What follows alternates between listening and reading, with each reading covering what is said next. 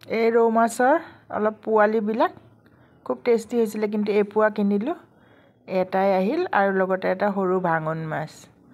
তাকে বোলো বনাওঁচোন বিলাহীৰ লগত, আৰু স্কোৱাছৰ লগতো বনালোঁ ৰাতিলৈ অৱশ্যে।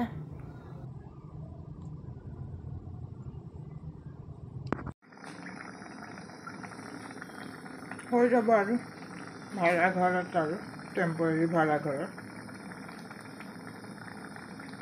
500 হৈ গ'ল আৰু ধুনীয়াকৈ বইল হৈ গ'ল। মানে ভাজিছিলোঁৱে, কিন্তু এয়া বিলাহীৰ লগত